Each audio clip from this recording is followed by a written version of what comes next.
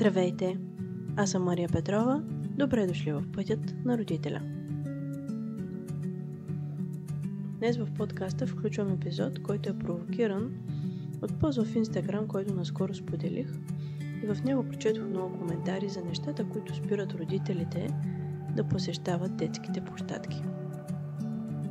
Напълно разбирам трудностите, пред които сме изправени в една среда, която често не отговаря на принципите, които ние като семейство сме избрали да следваме. Но площадките могат да бъдат място, където детето да научи много за себе си и за социалните взаимоотношения и конфликти. Но преди да започна, ще ви разкажа за начините, по които можете да ме подкрепите. Ако този епизод ви е харесал, може да ми купите едно виртуално кафе в платформата Ko-fi. Друг начин, по който можете да подкрепите моята работа, е с малка месечна сума, с която да ме подкрепите в Patreon. Така помагате на този подкаст да се разраства и да продължавам да поделям и да отделям време за това, което ме вълнува, което чувам от вас, че е полезно и важно. Също така може да споделяте епизодите, да напишете ревю в платформата, в която слушате. Вече можете да отговаряте и на въпрос в Spotify. По този начин подкаста добива по-голяма популярност и това е важно за развитието му. Благодаря и за обратната връзка и за всички ценни съобщения, които ми оставяте.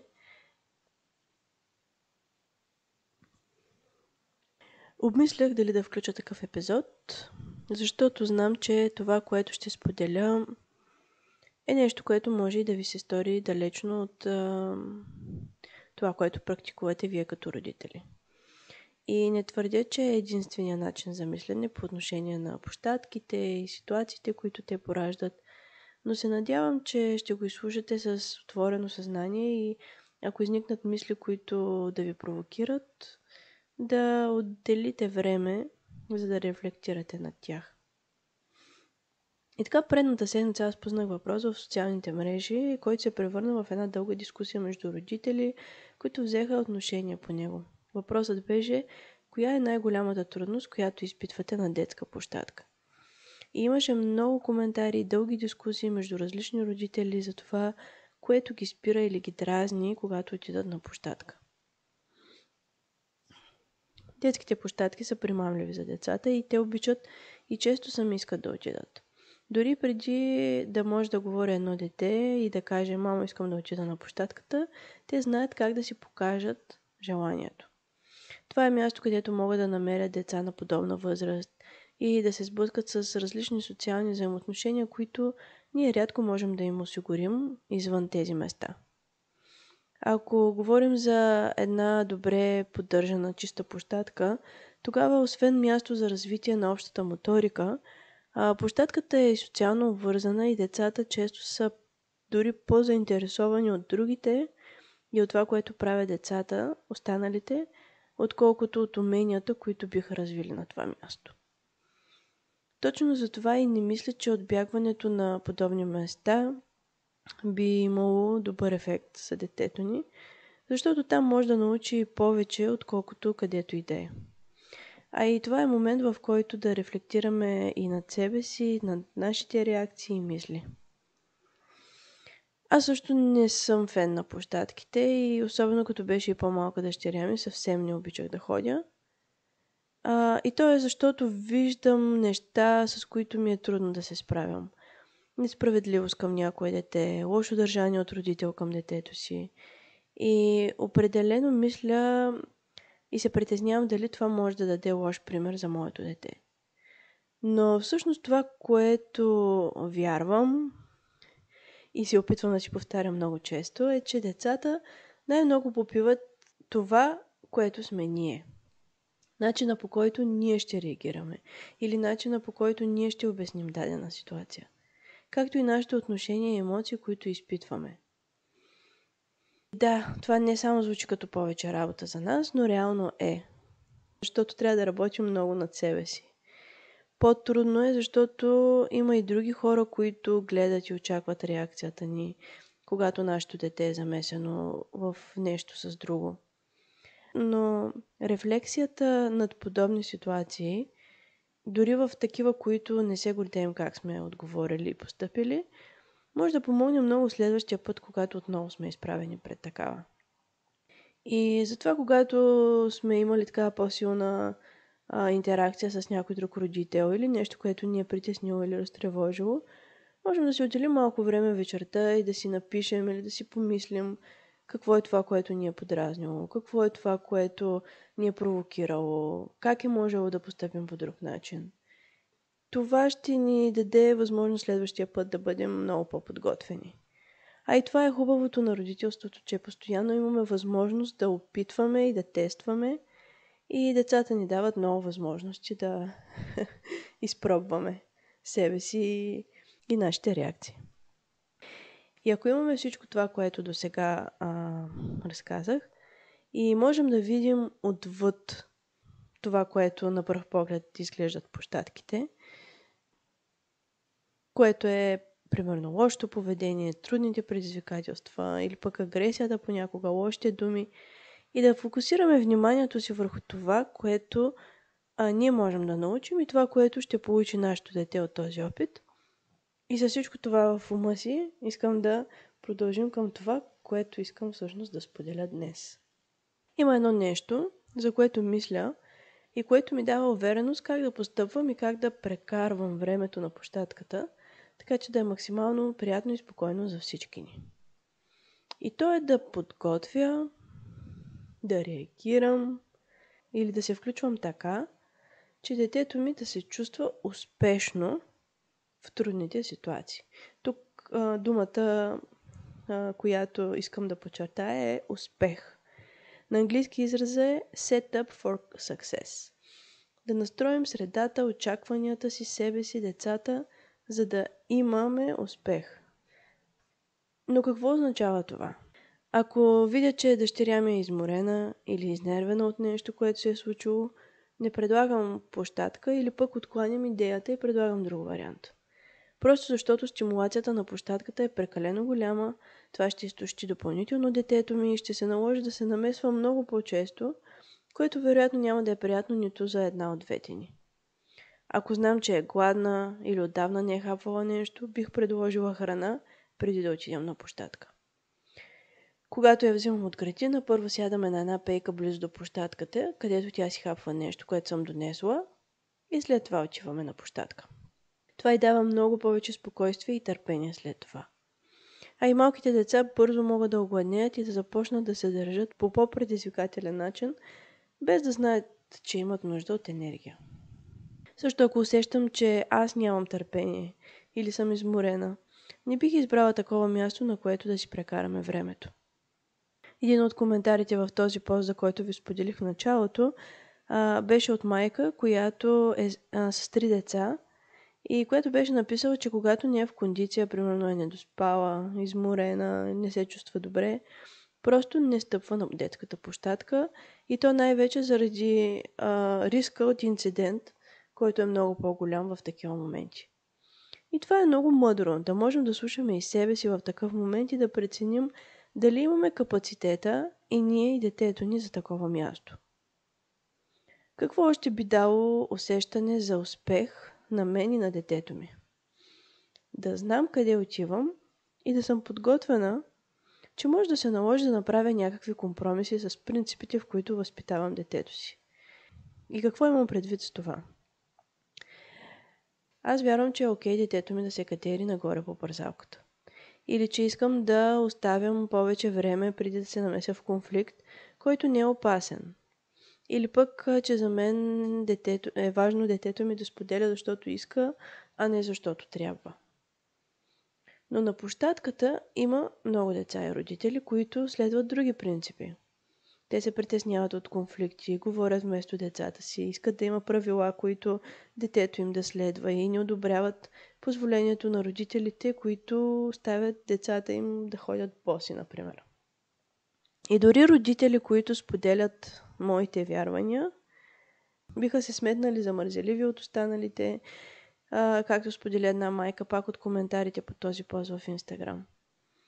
И колкото и да обичам бунта и да искам да покажа в какво вярвам аз за детето си и колко е хубаво това, което аз мятам, е важно да подбирам моментите, в които да го правя. Не искам моето дете да бъде гледано като несправящо се в такива неписани социални правила, невъзпитано или пък оставено без намеса. Защото искам да се чувства успешно и в очите на другите да вижда себе си като някой, който се справя.